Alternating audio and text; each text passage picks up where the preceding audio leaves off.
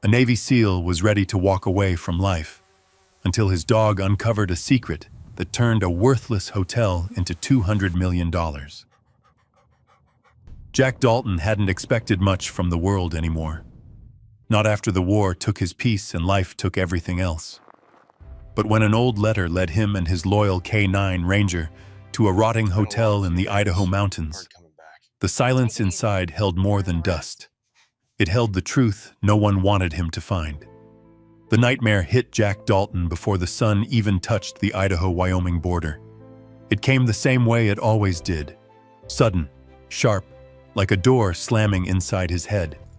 One second he was asleep in the cramped loft of his weather-worn cabin, and the next he was back in a dusty valley on the other side of the world, feeling the ground shake beneath him.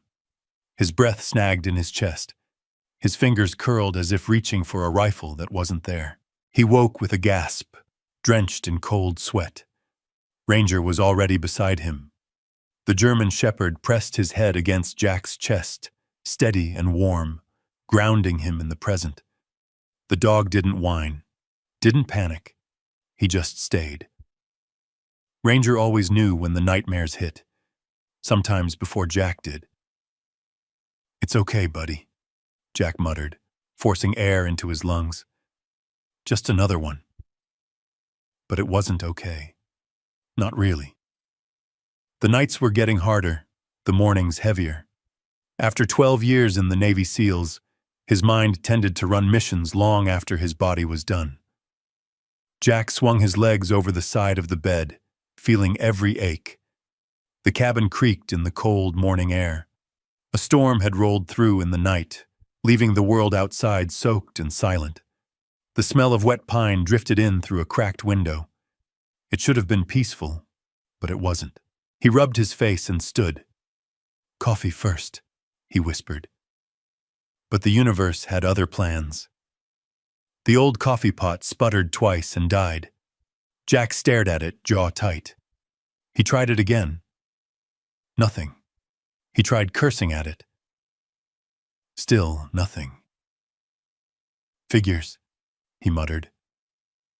In the kitchen sink, the drip from last night's loose faucet echoed in the quiet like a tiny, persistent reminder that everything around him was breaking down one piece at a time. When he finally stepped outside to start the truck, Ranger trotted ahead, tail swaying with a half-hearted wag. The air was crisp, the sky a washed-out blue, and the mountains stood like silent sentinels in the distance. Jack turned the ignition. Click, click. Silence. He dropped his forehead onto the steering wheel. "Come on, not today." He tried again, same result. His ranch job had already cut hours. Winter was creeping closer. Money was sliding away faster than he could make it. The truck was his last reliable tool for work besides Ranger. And now even it had given up on him. Ranger climbed into the passenger seat and nuzzled Jack's shoulder as if to say, "We'll figure it out." Jack huffed a dry laugh and scratched behind his ear. "Thanks for the pep talk." He stepped out of the truck and shut the door harder than he meant to. The sound echoed across the empty clearing.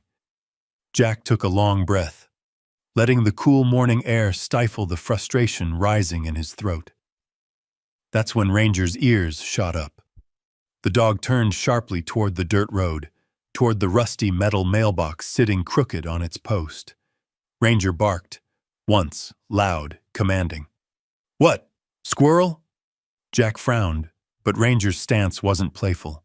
He was alert, insistent.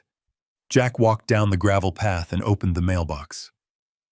Bills, a ranch flyer, something from the county. And then, an envelope he didn't recognize. Thick, cream-colored, heavy paper. The kind people with real money used. The return address read, Hayworth and Lowell, Attorneys at Law, Denver, Colorado. Jack felt a strange pinch in his chest. He didn't know anyone in Denver. He didn't know anyone who could afford this kind of stationery. Ranger barked again, lower this time, as if urging him on. Jack tore the envelope open with his thumb. He read the first line. Then he read it again. and a third time. His breath caught. "Ranger," he whispered. "What in the world?" The letter was short, formal, and impossible. "Dear Mr. Dalton, we regret to inform you of the passing of Elias Dalton. As his sole living relative, you have inherited the Silver Pines Hotel in Clear Valley, Idaho. Please contact our office immediately." Jack stared at the page until the words blurred. He didn't know an Elias Dalton. He certainly didn't know he had inherited a hotel. A broken coffee pot was one thing, a dead truck was another. But this, whatever it was something else entirely. Ranger nudged Jack's hand, eyes alert, waiting. For the first time that morning, Jack felt something other than exhaustion. Curiosity. And just a trace, barely there, of hope. Whatever was happening, Ranger sensed it before he did. And Jack had learned a long time ago, when the dog reacted, you paid attention. Jack stood in the gravel driveway, the cold morning air settling around him, the letter heavy in his hand. Ranger's steady stare didn't waver, as if the dog somehow understood that this single sheet of cream-colored paper was about to change everything. Jack read the letter again. A hotel, an inheritance, a relative he'd never heard of. The words sounded like fiction, something meant for someone with a clean shirt and a working truck, not a man living on patched floorboards and canned beans. The wind picked up, rattling the mailbox door behind him. Ranger let out a low, uncertain rumble deep in his chest. Jack swallowed, folded the letter, and headed back toward the cabin. Inside, the old wood stove groaned as he tossed in more kindling. Ranger settled near his feet while Jack pulled out his phone, its cracked screen glowing weakly. He typed Elias Dalton into a search bar. Nothing useful. Then he searched Silver Pines Hotel, Clear Valley. There it was. A single faded photo of a once grand building perched in the mountains, pine trees rising around it like guards. The caption beneath it read, "Abandoned since 1978. Unsafe structure. Enter at own risk." Jack leaned back, rubbing his temples. "Perfect," he muttered. "Just my luck." He glanced at Ranger. "Worthless or not, buddy, somebody left this to me." Ranger's ears perked at his voice, and the dog nudged Jack's knee as if urging him forward. Jack opened the letter again, reading the final line. "Please contact us within 30 days to claim the property."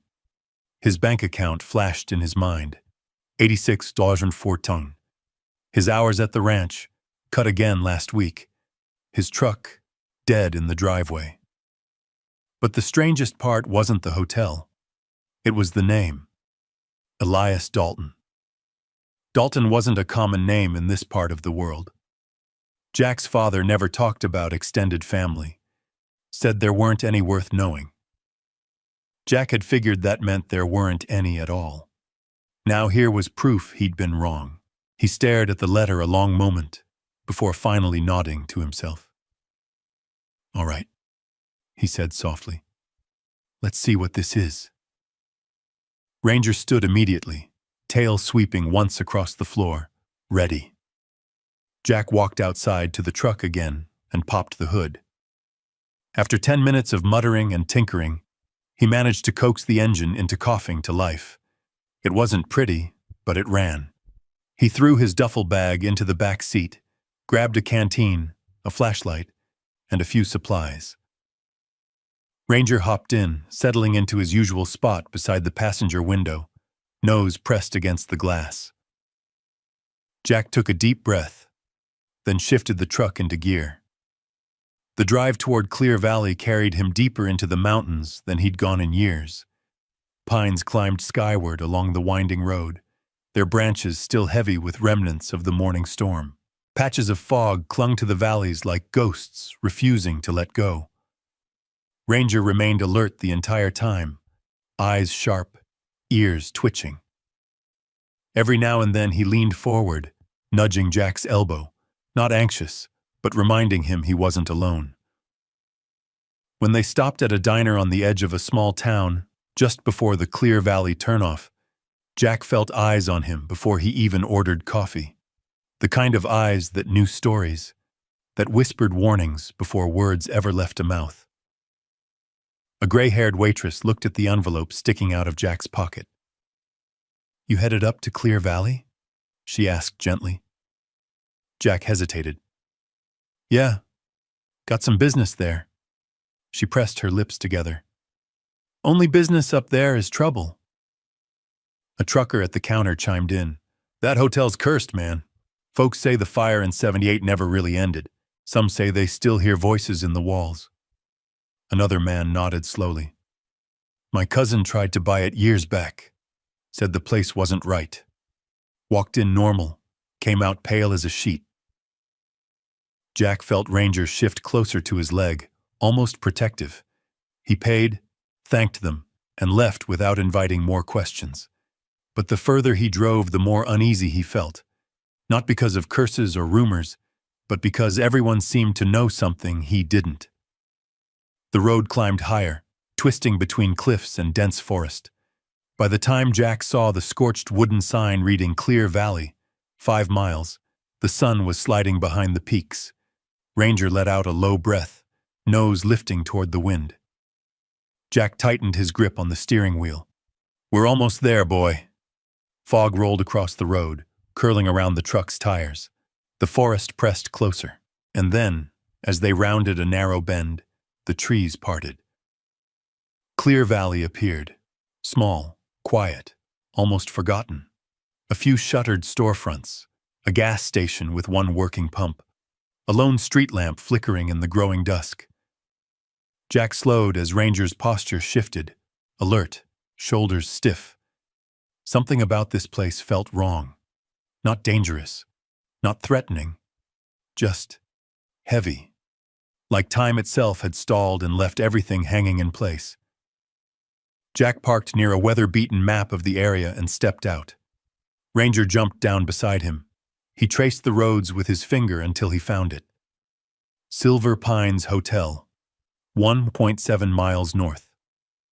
Jack exhaled slowly. "All right, partner," he murmured. "Let's find out why somebody thought this belonged to me."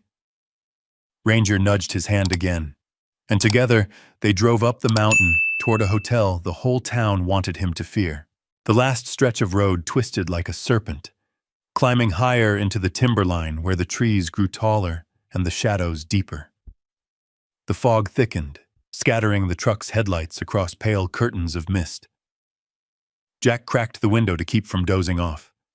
The air was sharp with the smell of pine and cold earth, clean but lonely. Ranger's ears stayed pinned forward, his head swiveling toward every sound the forest offered. A branch snapped somewhere in the darkness. Ranger growled, low and steady.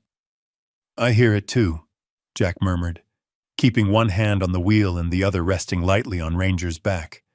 Just wildlife. But the truth was, Jack didn't feel alone either. Not in the way a man usually feels trees and animals around him. This was different, as if the mountain was watching. Then, as the road rounded a final curve, the hotel appeared. It wasn't just a building. It was a silhouette. Huge, dark, unmoving. The Silver Pines Hotel stood 3 stories high, crouched against the fog like an old beast waiting to exhale. Its wide porch sagged under the weight of decades. Shutters hung crooked. Half the windows were broken. The roofline bowed like it had been punched by a giant. Jack eased the truck to a stop in the overgrown circular driveway. "Damn," he whispered. Ranger stepped forward until his front paws rested on the dash, tail stiff, body tense. He wasn't scared. He was assessing, like a soldier. Jack turned off the ignition. Silence swallowed the clearing.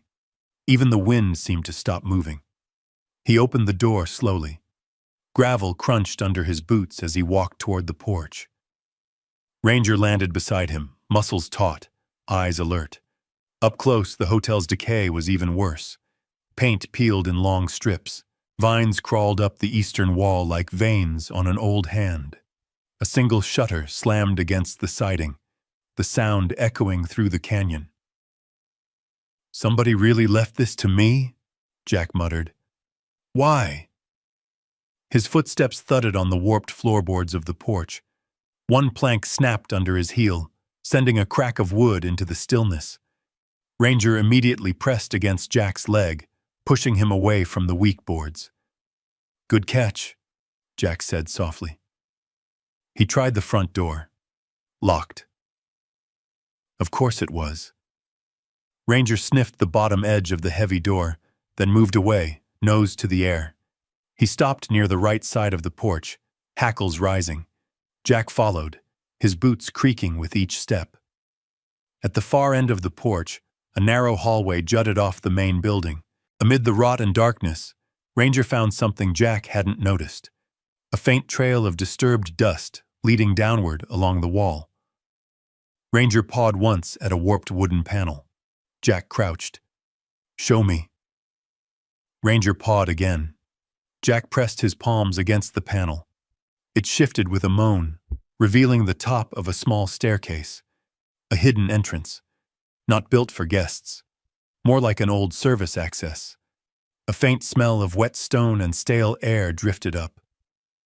"You've got good instincts, boy," Jack whispered. He clicked on his flashlight. "Let's check it out." Ranger descended first, careful but confident, the beam of light sliding over his fur.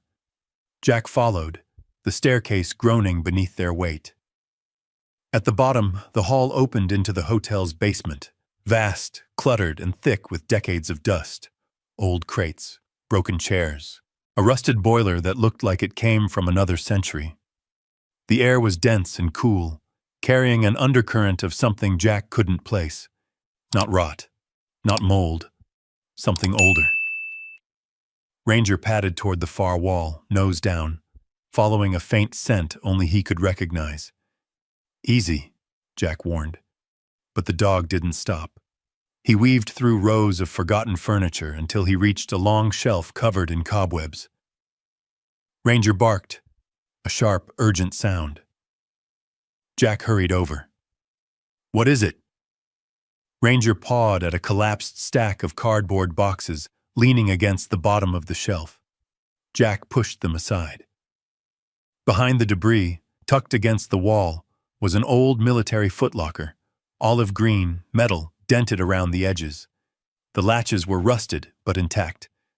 Jack crouched, heart thudding. "That looks like a service trunk," he murmured. "Army issue. Vietnam era, maybe older." Ranger let out a soft whine, nudging Jack's shoulder as if pushing him to open it. Jack hesitated, not out of fear, but reverence. This trunk had belonged to someone who walked before him, someone who knew things Jack didn't. Finally, he clicked the latches. They snapped open. The lid creaked upward. Inside were yellowed maps, keys with hand-etched numbers, brittle papers, and a leather-bound ledger, its cover worn, its pages swollen with age. The title carved faintly into the leather, "Oath Keepers." Jack's breath caught. He opened the ledger. It wasn't a financial book. It was a record. A history of people who had passed through the Silver Pines Hotel over more than a century. Notes about their stays, their lives, their struggles, their victories. Not money, not business. Stories. Then Jack turned to the last page. A single entry in trembling handwriting stared back at him. "To the Dalton who served, follow the dog. The truth is yours to finish." Jack felt the temperature in the room drop. Ranger nudged the ledger firmly, eyes locked on Jack's. The dog knew. He had known the moment they arrived. Jack swallowed hard. "This isn't just a rundown building," he whispered. "There's something buried here." The flashlight flickered. Somewhere deep in the hotel above, a faint creak echoed, like footsteps crossing an empty hallway. Jack slowly stood. Ranger moving into place at his side. The dread he felt on the road had turned into something sharper. Suspicion. Something or someone wanted this place hidden, and Ranger had just found the first piece of the truth. Jack stood in the dim basement, the heavy silence pressing in like the weight of the mountain itself. The beam of his flashlight trembled slightly as he scanned the stone walls, the old pipes overhead, the scattered tools left forgotten decades ago. Ranger shifted closer to him, staying tight to his leg, eyes sharp and unblinking as he watched the darkness. "All right, boy," Jack whispered. "Let's see what else someone didn't want found." He knelt beside the military footlocker again, brushing away a layer of dust that coated everything like gray snow. The trunk smelled faintly of oil, old paper, and the metallic tang of time. Jack lifted the ledger carefully, afraid the pages might crumble in his hands. The cover was cracked leather, worn smooth at the corners from years of use. Across the front, nearly faded into nothing, was the single word, Oath Keepers. Jack swallowed. A name like that didn't belong to a hotel registry. It sounded military, old military. He turned the first page. Beautiful handwriting filled the yellowed sheet. Long lines, the kind taught generations ago in schoolhouses. It recorded names, dates, room numbers, but the notes beside them weren't business entries. They were stories, observations. Mrs. Ellison stayed 3 nights, left stronger than she arrived. Robert H., veteran, found rest here, moved on renewed. John Peters, widower, ate meals with the staff, laughed for the first time in months. It was a ledger of lives changed, people helped quietly, without fanfare, a sanctuary disguised as a hotel. Ranger nudged Jack's elbow gently, looking between him and the open page. "You see it too, huh?" Jack said softly. He flipped deeper into the book, the entries becoming shorter, stranger. "The chamber is older than the hotel. The family won't understand. It's my turn to protect it." Jack's breath caught as he reached the final entry written in trembling ink. "To the Dalton who served, follow the dog. The truth is yours to finish." A chill snaked up his spine. Ranger let out a quiet whine, stepping closer until his shoulder pressed into Jack's. "Who were you talking to, Uncle Elias?" Jack murmured. "And how did you know?" He didn't finish the sentence. He didn't need to. Ranger's instincts were sharper than any man's. The dog had led him to the trunk, to the ledger, and somehow it felt like Ranger had known exactly what they were supposed to find. Jack snapped the ledger shut and slid it carefully into his pack. This wasn't something to leave lying around. Whatever the Dalton family had been guarding, it wasn't money, and it wasn't pride. It was a secret. He stood, scanning the basement again. Pipes rattled somewhere overhead, the sound carrying through the stillness like a warning. The hotel felt awake, and the longer he stayed, the more he sensed unseen threads connecting the floorboards, the walls, the very air around him. Ranger suddenly stiffened. His nose lifted. His ears twitched. His tail froze. "What is it?" Jack whispered. Ranger padded toward the back of the basement, a deeper stretch of shadow where old shelving units leaned like crooked tombstones. He stopped at a cracked cement wall and sniffed along the base. Jack raised his flashlight and saw it. Faint scratch marks, old but deliberate, etched into the concrete as if someone had clawed or carved them in. Not random, purposeful. He crouched to get a better look. Ranger sat at his side, breathing slow and steady, watching. "Tool marks," Jack said under his breath. "This wall wasn't always here." The scrape patterns continued up the side, following a straight line, almost like the outline of a doorway long since sealed over.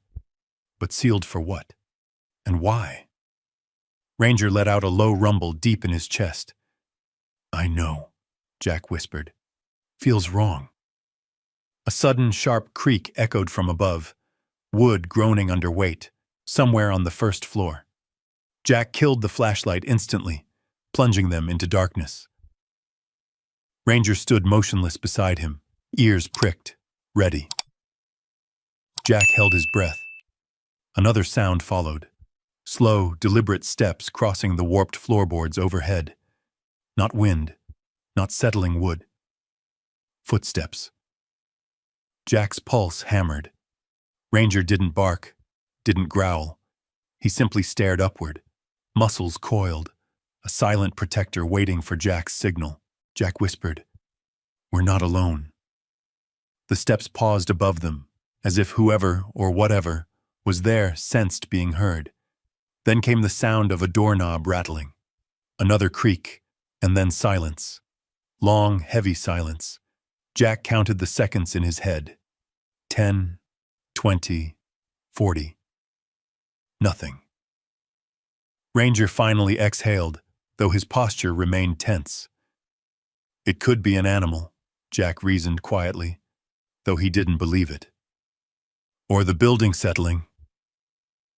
But Ranger didn't buy it either. His eyes stayed locked on the staircase like a soldier tracking movement. Jack flicked the flashlight back on and scanned the basement again. The footlocker. The sealed-over wall. The ledger. Every piece felt connected. He closed the trunk, secured the latches, and stepped back. "We'll come back later," he whispered to Ranger. "This place has too many secrets to figure out in one night." Ranger gave one last uneasy sniff at the sealed wall before turning to follow Jack. As they climbed the narrow staircase toward the main floor, Jack couldn't shake the sensation crawling up his spine. Someone had walked this basement before him.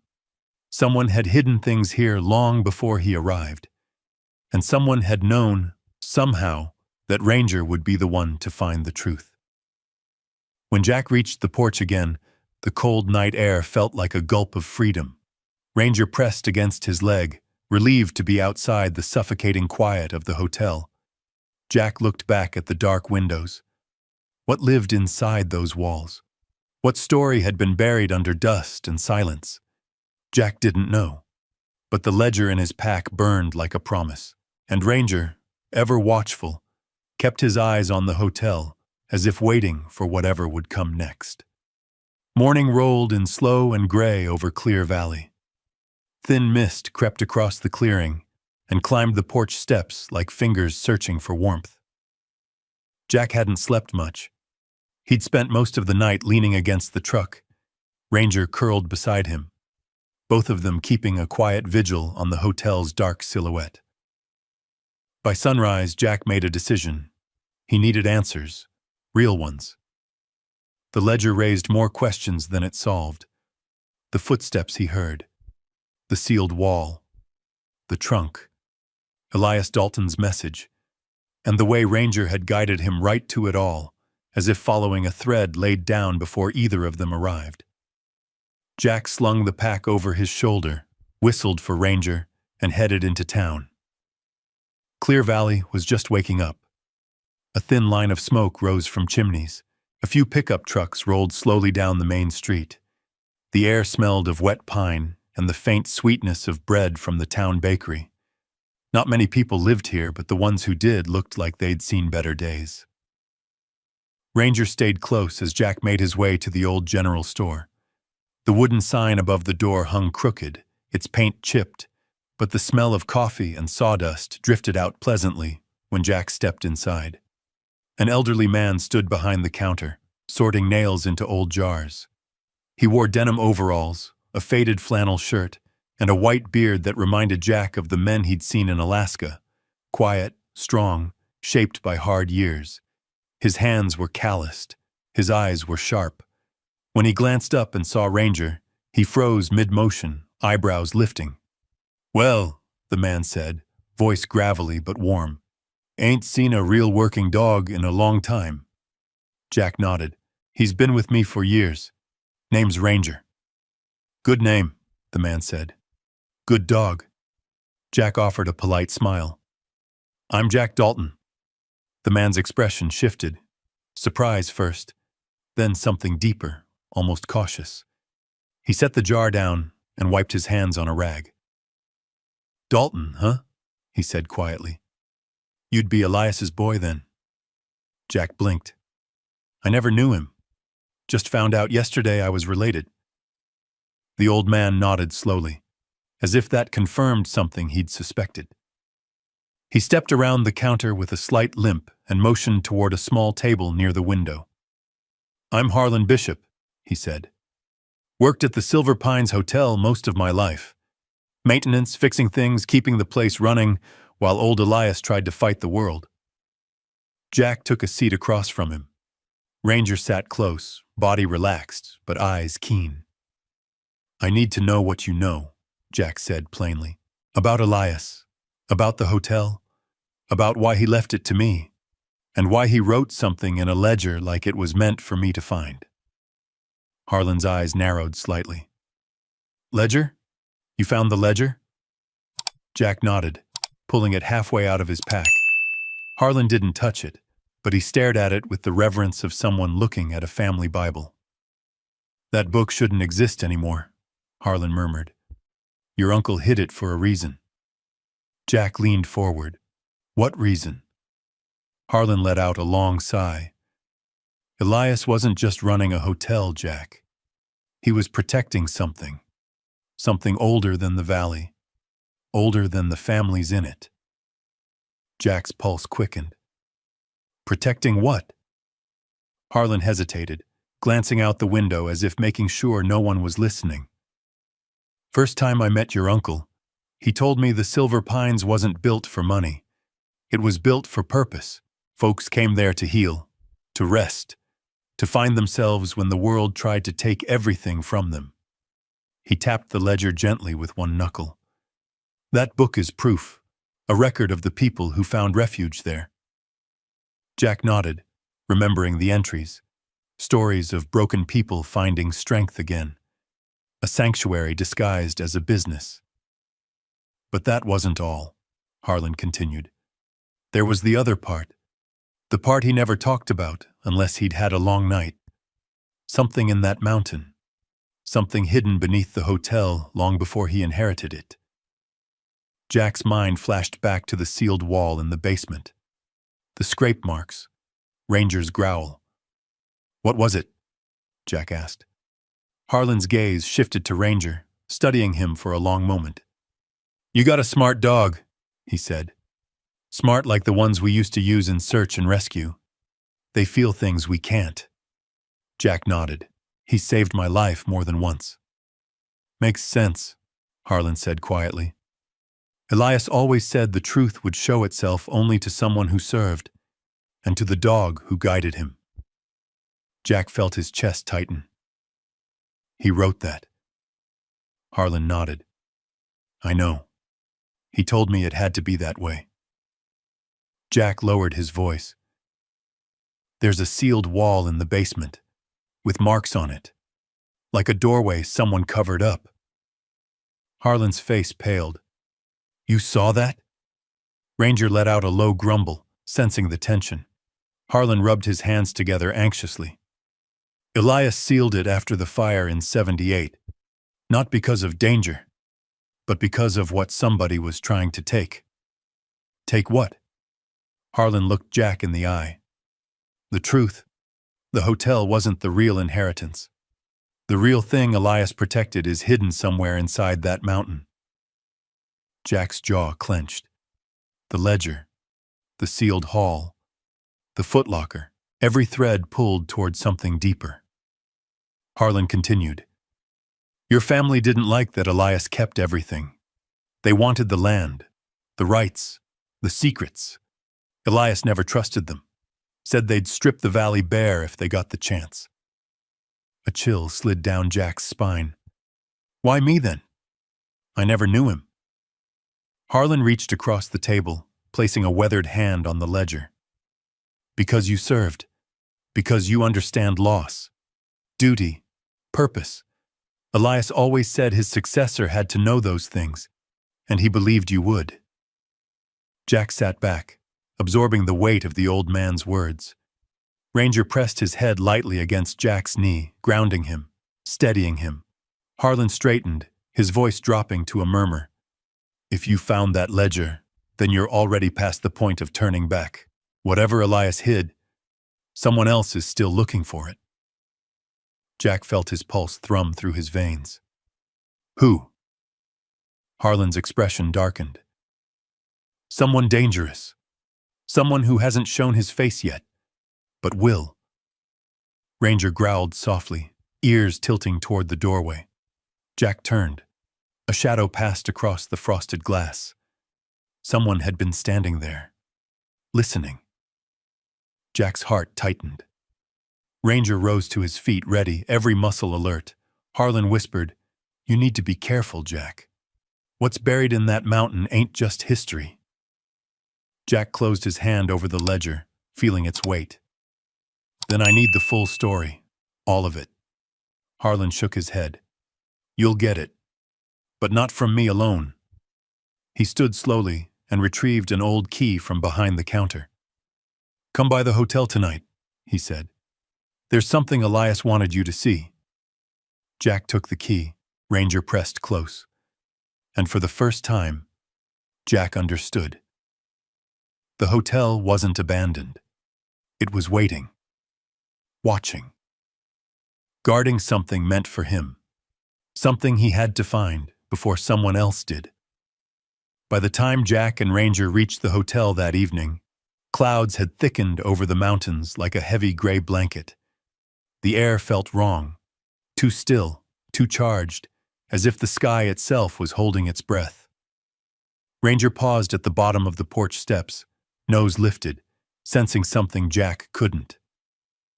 Yeah, Jack murmured. I feel it too. He climbed the steps slowly, each board groaning beneath his weight. Ranger pressed close, watching every shadow. Jack slipped Harlan's key into the lock. The heavy door clicked open with a reluctant sigh. Inside, the hotel seemed suspended in time.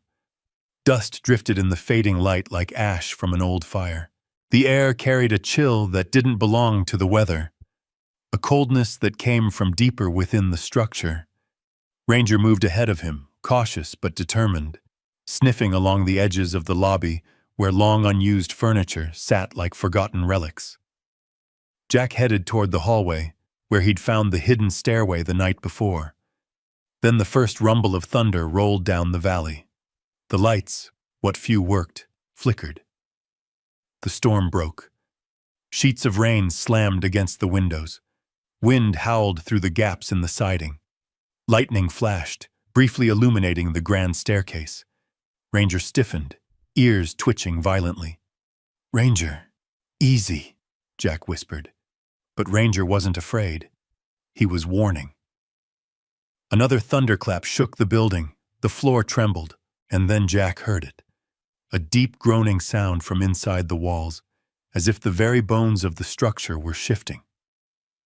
Ranger let out a sharp, urgent bark and sprinted toward the front lobby wall. Ranger, wait! Jack rushed after him. The dog stood rigid, growling at a section of the wall near the old receptionist's desk. Dust drifted from the ceiling with each tremor. Lightning struck somewhere close. So close Jack felt the shockwave rattle the floorboards. The entire building lurched.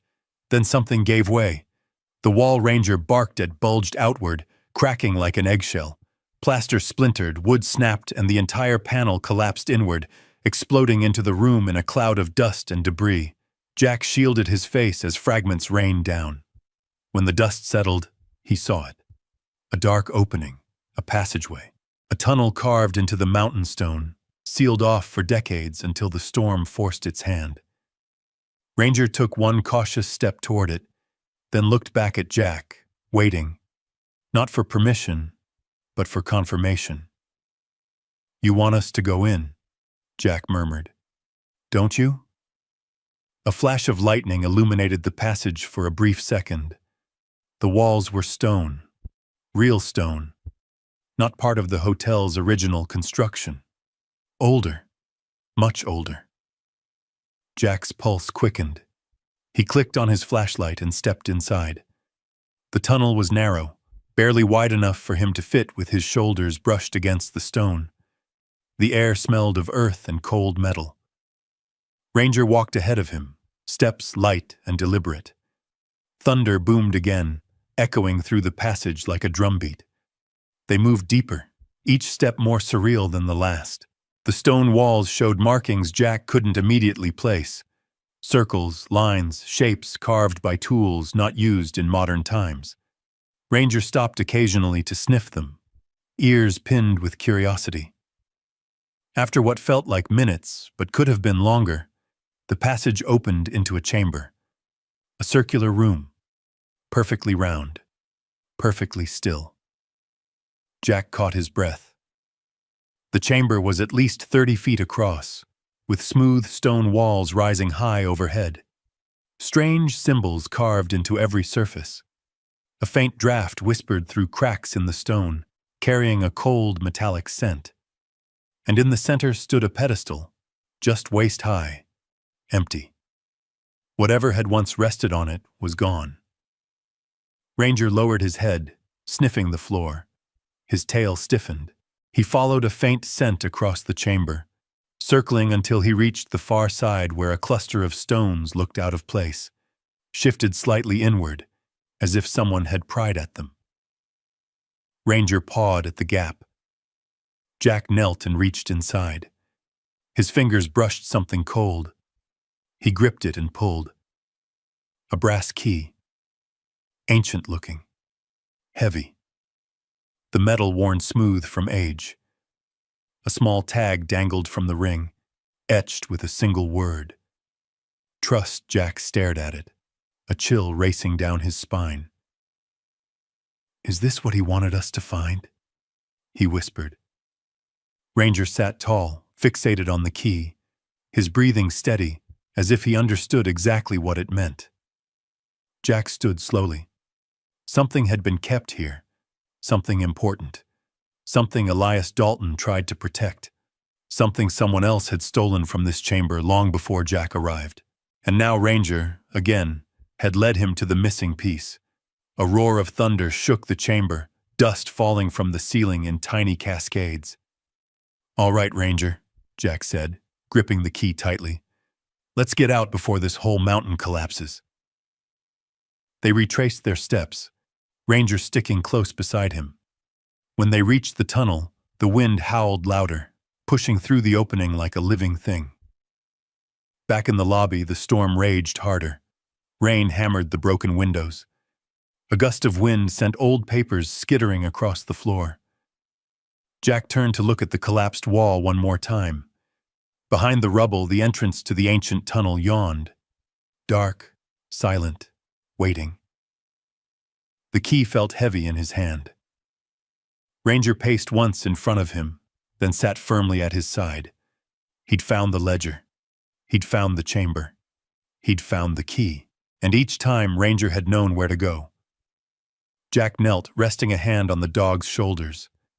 "You're leading this," he whispered. "Aren't you?" Ranger didn't look away. Somewhere outside, lightning split the sky again. And Jack knew one thing for sure. This wasn't just an inheritance. It was a summons. And the hotel wasn't the only thing waiting for him in the mountains. By dawn, the storm had rolled east, leaving behind a sky washed clean but pale, the kind of morning that carried the heavy smell of wet earth and pine sap.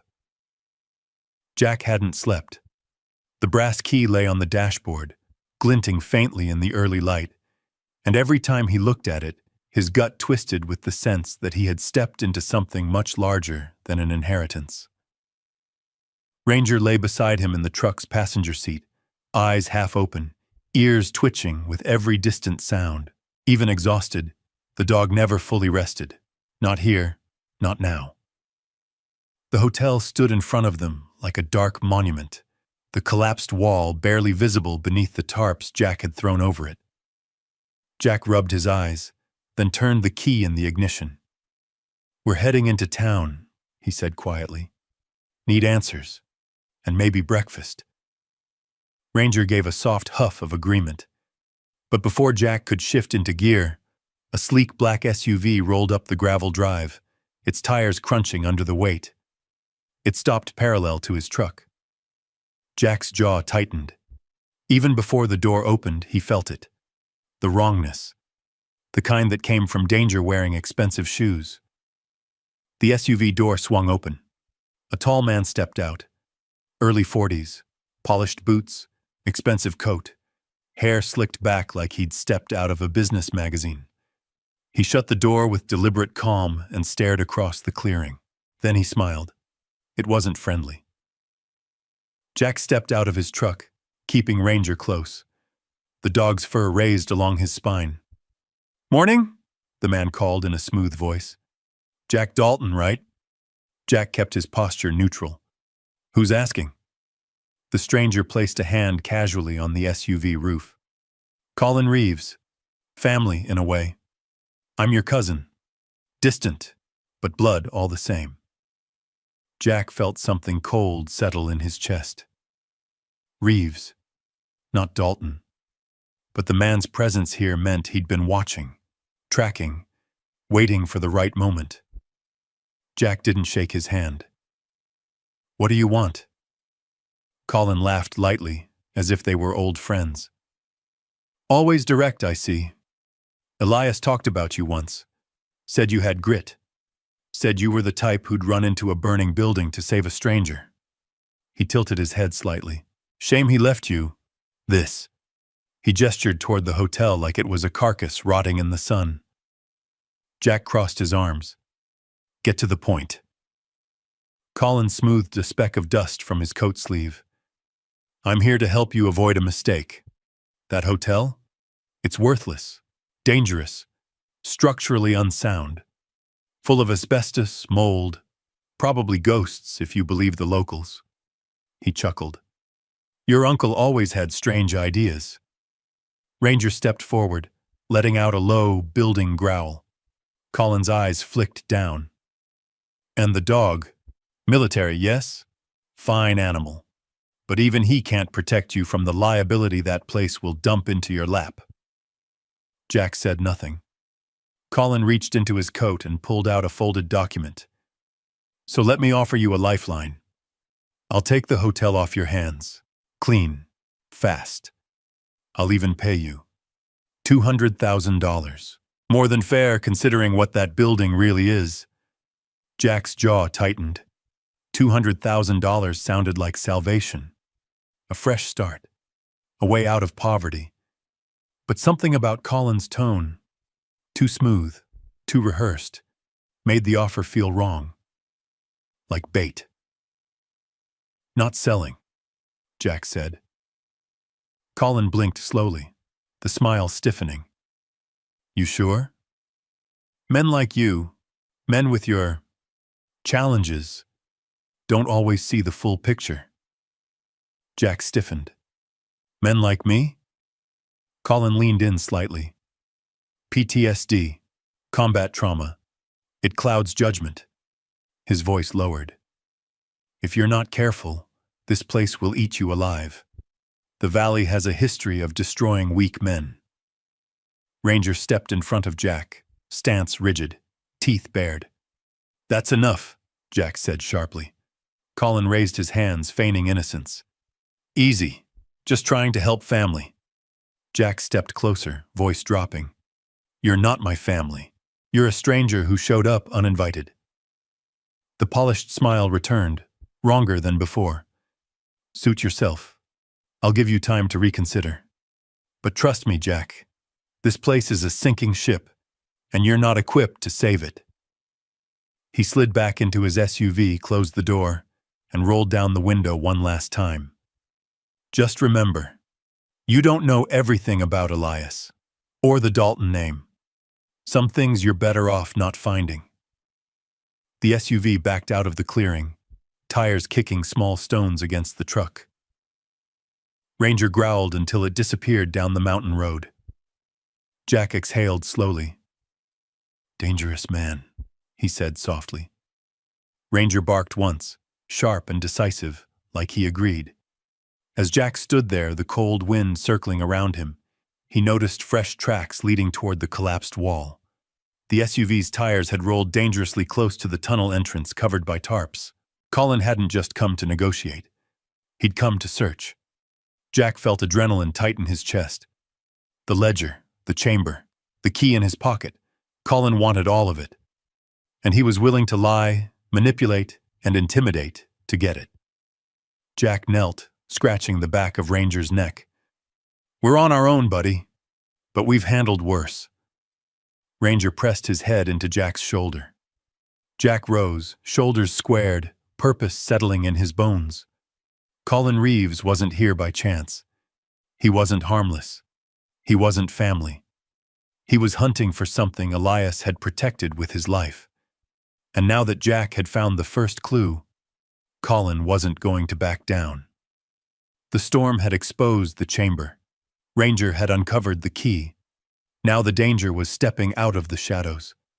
And Jack knew, deep in his gut, this wasn't just about an old hotel anymore. It was about the truth that someone would do anything to keep buried. Jack stood in the clearing long after Colin Reeves's SUV disappeared down the mountain road.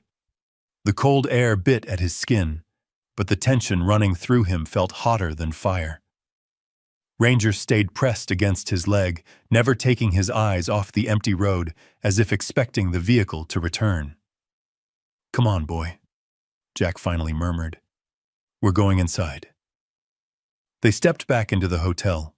Morning light filtered through broken windows, laying pale stripes across the dusty floor. The old building seemed to breathe around them, creaking, settling, whispering in its own language. But Jack wasn't listening to ghosts now. He was thinking about one thing. The safe Harlan mentioned. If Elias had really hidden something inside that room the night of the fire in 1978, then the safe wasn't just locked. It was protecting the heart of the entire mystery. Ranger moved steadily ahead, alert but purposeful. He knew where they were going before Jack did. The dog led him through the second-floor hallway, the carpet threadbare, the wallpaper peeling in long strips, and stopped in front of the door, marked Honeymoon Suite. Jack's hand hovered on the knob. "All right," he said softly. "Let's see what he left me." The door groaned open. Dust swirled in the beam of his flashlight. The suite had once been grand. Arched windows, a carved wooden bed frame, a fireplace made of river stone. But time had stripped away the luxury. The air carried the faint smell of soot, the reminder of a fire long extinguished. Ranger walked straight to the closet. Jack followed. Behind a layer of loose boards and warped paneling, a large metal safe was embedded into the wall. Its surface was scorched black, the metal warped slightly from heat. And across the front, weld marks. Thick, strong, deliberate. Jack whistled softly. Somebody really didn't want this opened. Ranger growled, not at the safe but at the memory of whatever danger had once been here. Jack ran his fingers along the welded seams. He'd seen welds like this overseas. Quick, thick, not pretty, but strong enough to keep something shut under pressure. He needed tools, serious ones. He drove into town, Ranger riding silently beside him. They stopped at Harlan Bishop's general store. The old man was outside sweeping the porch. When he saw Jack, his expression darkened. "You look like a man who saw something he shouldn't have." Jack didn't waste time. "I need welding tools." Harlan froze, leaning heavily on the broom handle. "So you found it?" Jack nodded. "The safe. And it's sealed shut." Harlan's voice dropped to a raspy whisper. "Elias welded that himself. Said if the family ever came sniffing, there'd be nothing they could steal." Jack lowered his voice. "What's inside?" Harlan shook his head slowly. "I don't know, but whatever it is, your uncle believed it would destroy the wrong hands and rebuild the right ones." He disappeared into the back of the store and returned with a spool of welding cable, an old cutting torch, and gloves worn thin from years of use. "You sure about this?" Harlan asked. "Once you open that thing, There's no going back. Jack loaded the equipment into the truck. I didn't come all the way here to walk away. Ranger barked once, firm and decisive. Harlan exhaled. Then God help you both. Back at the hotel, the storm's remnants dripped from the eaves. Ranger stayed glued to Jack's side as he hauled the welding gear upstairs. The suite felt tighter now, as if the walls were holding their breath. Jack set up the equipment, ignited the torch, and sparks burst into the air. Orange fireworks showering across the floor. Ranger retreated a few steps but kept watch, ears pinned. The cutting took time. Sweat beaded on Jack's brow. The torch hissed with every pass. Metal glowed red, then yellow, then white. Finally, with a loud snap, one welded seam gave way. Jack killed the torch, lifted his mask, and pried the safe door with a crowbar. The metal screeched open. Inside lay stacks of old documents, tightly packed, yellowed but well-preserved. Jack grabbed the first bundle and read the titles. Timber Rights, 1894 Water Claim, Silver Pine Basin. Mineral Deed, Clear Valley Ridge, Land Ownership Transfers, Dalton Estate, dozens of them. Property, land, water, minerals, everything. Jack's hands shook slightly. This wasn't the inheritance of a failing hotel. This was a map of wealth, quiet, unclaimed, maintained in Elias's name for decades. Ranger nudged his elbow, drawing Jack's eyes to a sealed envelope tucked at the bottom. His name was written on it in Elias Dalton's unmistakable, trembled handwriting. Jack tore it open. Inside was a single-page letter. Jack, the truth is not the hotel. It is the land beneath your feet. Your family will come for it. Do not trust them. Trust the dog. He will lead you where I could not go. Jack closed his eyes for a moment. Letting the weight of the words settle over him, Ranger whined softly, sensing the shift in Jack's breathing. $200 million, Jack whispered. All of this was mine? Not just his, meant for him. Lightning crackled faintly outside, far off now, echoing the storm of emotion inside Jack. He reached deeper into the safe and found something else, a small wooden box. Inside it lay an old photograph, Elias standing beside a much younger Jack, no older than 5 or 6. Jack's father was in the background, face turned away. Jack stared at the photo, heart tightening. He hadn't remembered this moment, but someone had. Someone who knew Jack would need the truth one day. He placed the photo back in the box, closed the safe and sat on the floor, trying to steady his breath. Ranger lay down beside him, resting his head in Jack's lap. Jack whispered, everything he hid, everything he protected. Colin wants it. Ranger's tail thumped once. Jack looked toward the window. In the distance, the road twisted through the pines. A thin cloud of dust rose along it. Someone was coming back, and Jack knew exactly who. The truth was out now. The inheritance was real, and the man who wanted to steal it wasn't finished. But neither was Jack, or the dog that had led him this far. All right, Ranger, he whispered, gripping the brass key. We're not running. Ranger lifted his head, ears sharp, ready for what came next. Jack stood, shoulders squared, eyes burning with new purpose. This wasn't just a mystery anymore. It was a battle. One Elias started, and one Jack intended to finish. But intention didn't stop the weight from crashing down on him once the adrenaline faded. As dusk crept over the valley, Jack sat alone in the honeymoon suite. The safe door still hanging open, documents scattered across the floor like fallen leaves. Ranger lay beside him, head resting lightly on Jack's boot, watching him with quiet patience. The truth was overwhelming. The inheritance, the danger, the family betrayal, the responsibility Elias had silently passed on. It all pressed on Jack's mind until the room seemed to shrink around him. He tried to focus, to steady his breathing, but the walls felt too close, the air too thin. He closed his eyes for a second. Just 1 second. And something inside him slipped. He wasn't in the hotel anymore. He was back in a narrow valley half a world away, dust in the air, the sun burning hot on his neck, the sharp crack of distant fire echoing off the rocks. His hand twitched instinctively toward where his rifle used to be. A heartbeat pounded in his ears. Too fast, too loud. His breaths came shorter. Ranger lifted his head. "Easy, easy," Jack whispered, but the words felt far away. The memory deepened. Shadows moving, shouting, confusion, the ground shaking beneath him. He could almost feel the weight of gear on his shoulders, hear the frantic calls on the radio. Ranger stood and pressed his body firmly against Jack's knee. The dog's steady warmth pulled him back inch by inch. Jack's eyes opened. The hotel returned. The dusty air, the broken furniture, the papers around him. Not a battlefield. Not then. Not ever again. But the pounding in his chest stayed.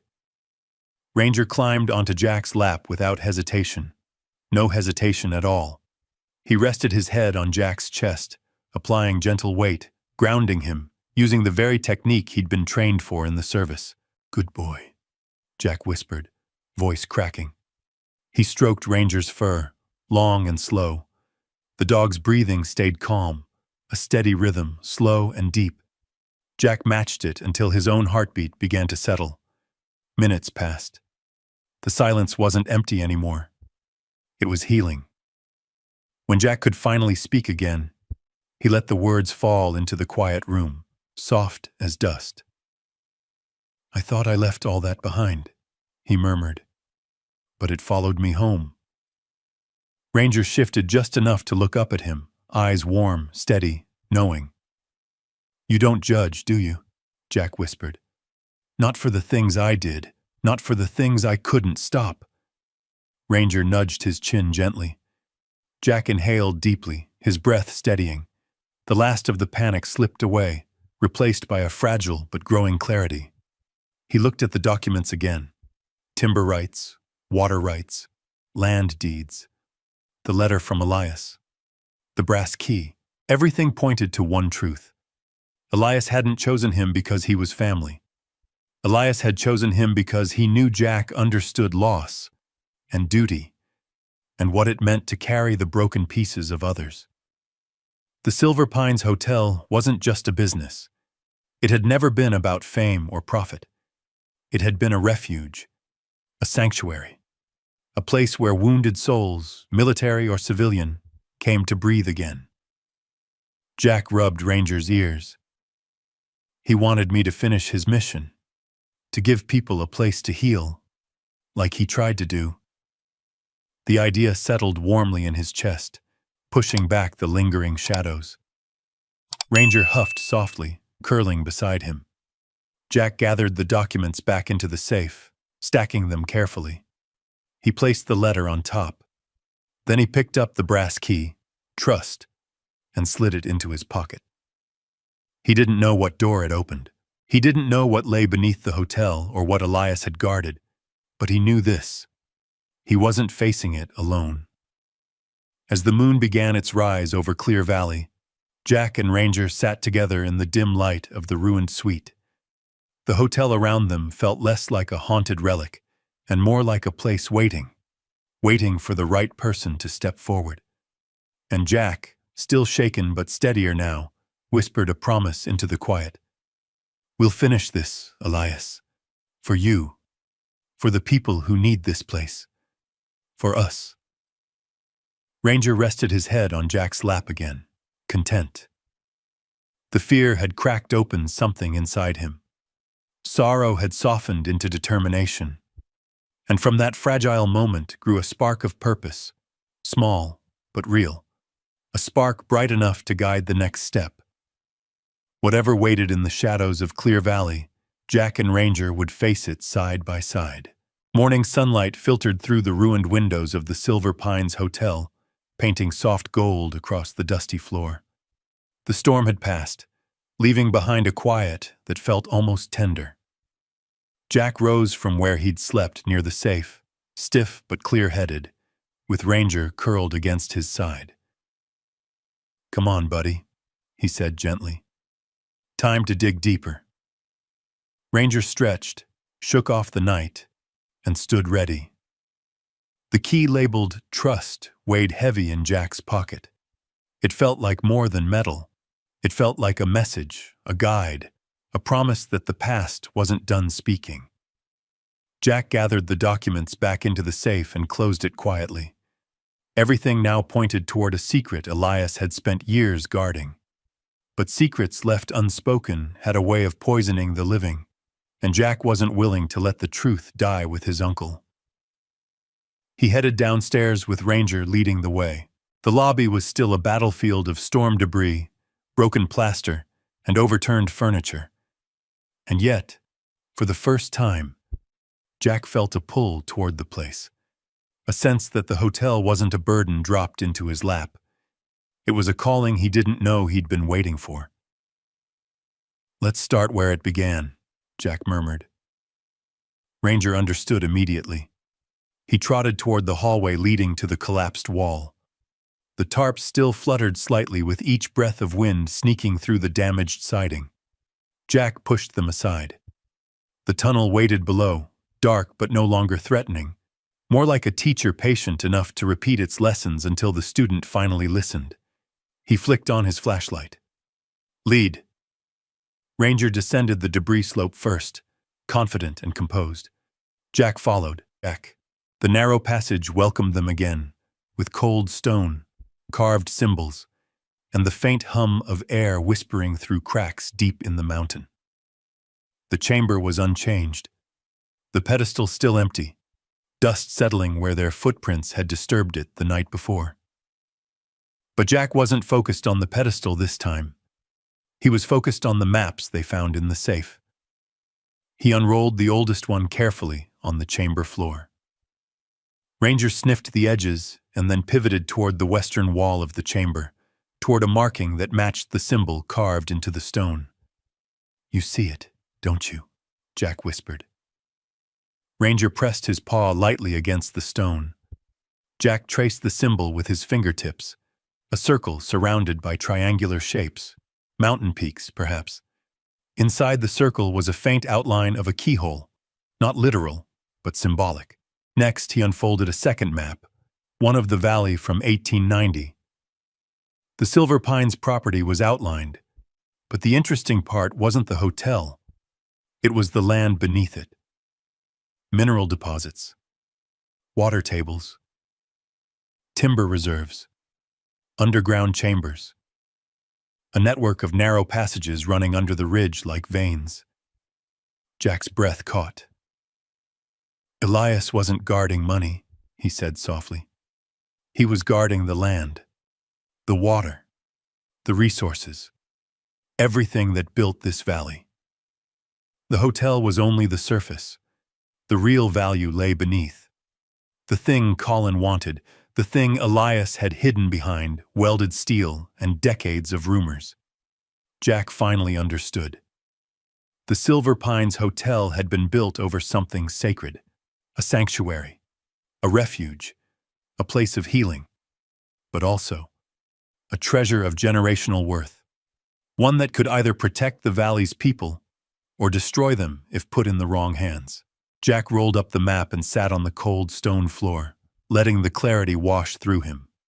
Ranger came to rest against his leg, warm and steady. "I think I know why he chose me," Jack said quietly. "Not because I'm family, but because he knew I wouldn't exploit it. Because I've seen what greed does." Ranger pressed closer, the soft sound of his breathing filling the chamber. Jack reached into his pocket and pulled out the brass key. Trust glimmered faintly in the flashlight's beam. He turned it in his hand, studying its worn teeth. "It's not for a door," he whispered. "It's a symbol, a message."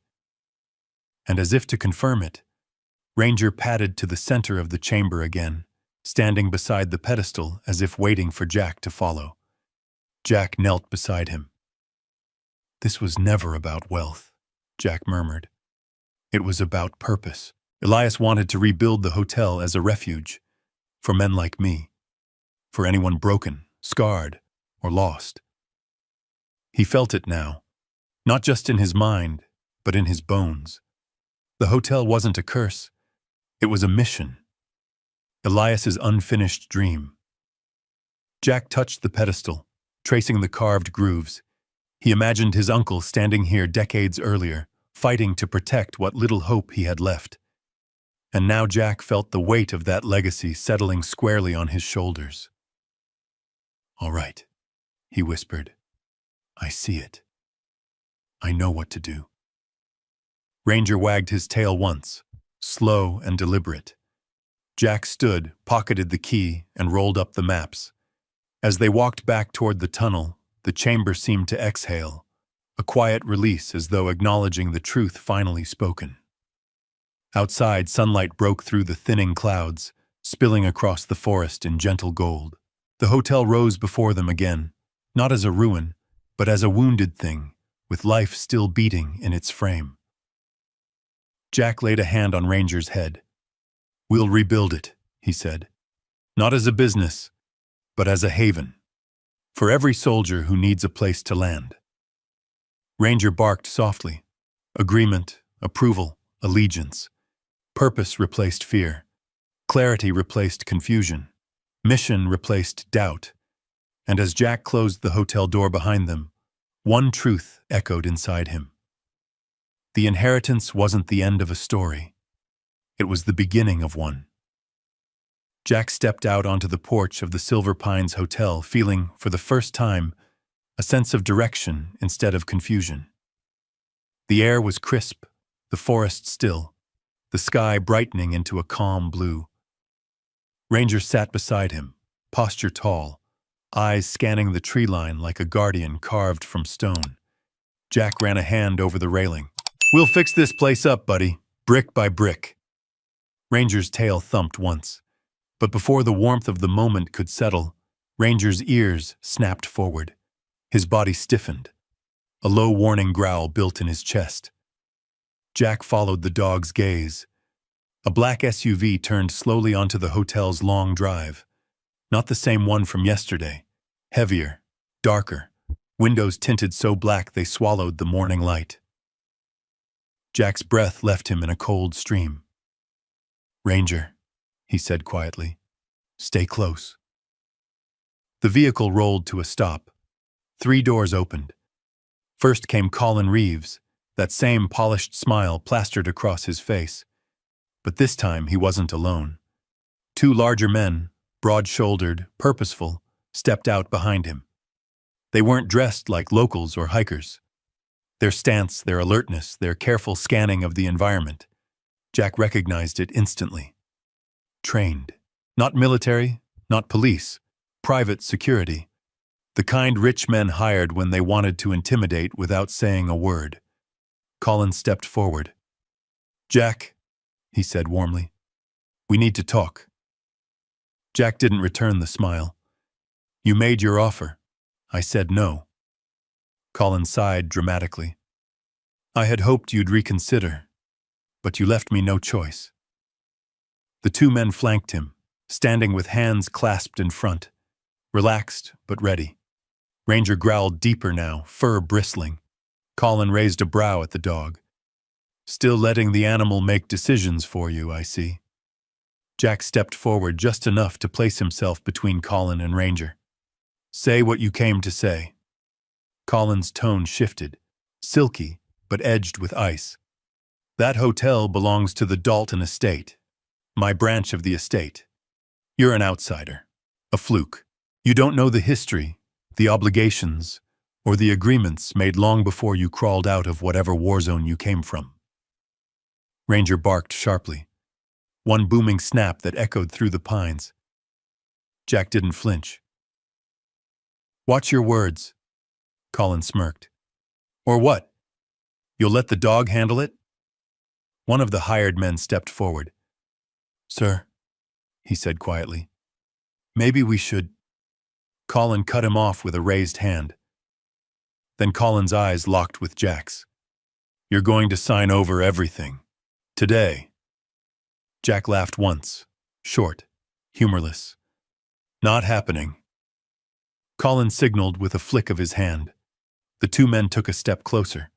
Ranger moved instantly, placing himself fully in front of Jack, body low, teeth bared. Not attacking, just warning. A living wall of loyalty. One of the men hesitated. Sir, the dog's trained, Colin snapped. Handle it. Jack stepped forward, voice calm but commanding. Don't touch my dog. The first man reached out, not to strike, but to push Ranger aside. Ranger lunged, not in fury, not out of control, but with the precision of a seasoned working dog protecting his partner. He knocked the man back a step, barking fiercely, forcing him to retreat. The man stumbled, caught himself, and raised his hands. He's protecting his handler, he said quickly. We're not here to fight. Colin's face reddened with frustration. Then make him stop! Jack whistled sharply. Ranger halted immediately, returning to Jack's side without breaking eye contact with the men. Jack placed a hand on his dog's neck. Ranger did nothing wrong, but you crossed a line. Colin inhaled slowly, brushing invisible dust from his sleeve. This is your last warning. Sign the papers, or I'll make sure the law sees you as unstable. PTSD, emotional distress, dangerous dog. You'll lose everything, including him. Ranger's low growl vibrated through Jack's palm. Jack felt something cold and clear settle inside him. Not anger, not fear. Resolve. You don't get it, Jack said quietly. This isn't about money. My uncle built this place to help people, and I'm going to finish what he started. Colin laughed softly, shaking his head. You think this is about charity? Jack, the land alone is worth $200 million. The rights beneath it? Twice that. You're sitting on a gold mine and pretending it's a church. Jack stepped closer. You're not getting any of it. Colin's smile vanished. Without a word, he motioned to his men and turned back toward the SUV. Before climbing inside, he paused and looked over his shoulder. You can't protect this place, and you sure as hell can't protect the dog. When things fall apart, and they will, you'll wish you'd taken the money. The SUV doors slammed shut. The vehicle reversed out of the clearing and disappeared down the winding mountain road. Silence filled the air again. Jack knelt beside Ranger, pressing his forehead gently to the dog's. You okay? He whispered. Ranger licked his chin, tail wagging once with a soft thump. Jack exhaled slowly. They'll come back, with more men, more pressure. Ranger stayed pressed against him, loyal and unshaken. Jack stood and looked at the hotel, battered, old, full of secrets, but no longer just a burden. It was a line drawn in the sand. They want to take everything, Jack murmured. But they don't know us, buddy. Ranger barked once, strong and sure. Jack faced the forest, the wind brushing against his face. This fight wasn't just about protecting land or documents. It was about protecting a legacy, a dog, a mission, a lifeline for others who had nowhere else to go. And Jack Dalton wasn't backing down. Not now. Not ever. Jack whispered it like a vow as he watched the black SUV disappear through the pines. The trees swallowed the sound of its engine until the only thing left was the low rumble of wind rolling down the mountain. Ranger stood at Jack's side, steady as a rock, eyes still fixed on the empty road, as if memorizing it, just in case danger returned. Jack rested a hand on Ranger's neck. We're not running, he said. Not from them, not from the past. Ranger leaned into him, a silent answer. The next few months moved like a storm and a sunrise all at once. Word of what Colin had tried spread quietly through Clear Valley. Harlan told a few folks, who told a few more. And with each retelling, the town changed. People who once eyed Jack with suspicion started dropping by the hotel with casseroles, toolboxes, spare lumber, and old stories about Elias Dalton that Jack had never heard. The renovation began in earnest. Jack used part of the trust not for himself, but to build a team. Veterans he knew from deployments, men and women who were drifting just like he'd been. He made calls, sent messages, and within weeks, familiar faces arrived at the Silver Pines Hotel. Men with worn boots and quiet eyes, women with calm voices and steady hands, all of them carrying invisible scars, just like him. And Ranger greeted every single one like family. The first time they powered up lights in the main lobby, Jack felt something he hadn't felt in years, a sense of rising.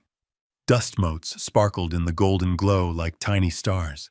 Ranger walked forward, nose lifted, tail waving in a gentle rhythm, as if approving the change. "You sure your uncle wanted this place to shine again?" one of Jack's friends, Morales, asked. Jack nodded. "Yeah, he wanted it to save people." Morales looked around the half-rebuilt lobby and exhaled. "Then it's gonna save a lot." The work was slow, hard. Some days Jack's PTSD hit him like a brick wall. Flashbacks triggered by sudden noises, the smell of burning wood from construction saws, even the way sunlight cut across the old floorboards like a sniper's glare. But every time, Ranger was there. The dog's steady breathing, the weight of his head on Jack's lap, the grounded warmth that pulled him back. Ranger wasn't just a companion. He was a lifeline. By spring, the hotel was unrecognizable. Fresh paint covered the once rotting walls. The grand staircase gleamed with polished wood. The dining hall lights flickered back to life. Rooms that had sat empty for decades now held new beds, clean sheets, and walls adorned with photographs of veterans who'd stayed there, even during the renovation. One morning, as Pacific blue light drifted into Sweet Pine Suite, the room Jack had claimed as his own, Harlan came knocking. "You should see this," he said. "It's time." Jack followed him outside. A new wooden sign stood at the base of the circular drive. The Silver Pines Retreat. A place for warriors to rest, Jack swallowed hard. "It's real now," he murmured. "It was real the moment you showed up," Harlan said. Ranger pressed against Jack's leg, and Jack knelt beside him, scratching behind his ears. "We made it, buddy." The dog nudged his face into Jack's shoulder. On opening day, veterans from near and far traveled through the mountain road to see the hotel restored. Families came too. Spouses, children, friends, each carrying stories heavy with grief, resilience, or hope. Jack stood at the entrance in a clean flannel shirt, boots polished for the first time in years. Ranger sat proudly beside him, tail sweeping the floor in calm arcs. A bus pulled up. The door opened. A man stepped out. Thin, pale, walking slowly with a cane. His wife held his arm gently, guiding him down the steps. Jack's breath caught. He recognized the man instantly. Sergeant Andrew Keller, one of the men Jack had saved during his last deployment. A man Jack hadn't seen since the medevac. Keller's voice cracked as he said, "Heard this place was built for guys like us." Jack blinked the sting out of his eyes. "It is, and it always will be." Keller looked down at Ranger. "This him? The dog you talked about overseas?" Jack nodded. "He's the reason I'm still here." Ranger stepped forward, sniffed Keller's hand, then gently leaned into him. Keller laughed, soft, surprised, grateful. "Guess he approves," Keller said. "Yeah," Jack replied. "He knows who needs this place." The ribbon-cutting ceremony was simple and quiet, just the way Jack wanted. No newspapers, no politicians, no speeches full of empty promises. Just veterans standing shoulder to shoulder. Just families who'd carried burdens far too long. Just people who needed healing. Jack lifted the scissors, paused, and whispered down to Ranger, "Ready?" Ranger barked once. Sharp, bright, certain. The ribbon fell. Applause echoed against the mountain walls, and the first guests stepped through the restored lobby, Ranger walking proudly at their side like a guardian guiding them into a safe world. Jack watched it all, hand pressed to Ranger's back, his heart steady for the first time in years. He thought of Elias, of the ledger that told stories instead of debts, of the chamber beneath the mountain, of the truth Ranger had found before Jack ever knew to look. "This isn't about inheritance," Jack said softly. "It's about purpose." Ranger lifted his head, ears perked, eyes bright. Jack smiled. "He found the truth. I just followed him." As sunset drenched the valley in gold, Jack stepped outside alone. The mountains felt alive again. The pines moved like waves. Lights from the hotel glowed warmly behind him, each window filled with hope instead of emptiness. For the first time in his adult life, Jack felt whole. Not healed, not fixed, but whole. Ranger trotted out to join him, pressing against his knee. Jack rested a hand on his dog's back, the two of them standing together beneath the rising stars. "Come on, buddy," Jack said. "Let's go home." And with Ranger leading the way, Jack walked back into the hotel that had saved them both, and would save countless others in the years to come. If you believe every good man deserves a fair shot, drop a 1 in the comments. And if you've ever stood your ground for what's right, tell me where you're watching from. Stick around and subscribe for more stories of justice, resilience, and the American spirit. There's plenty more on the way.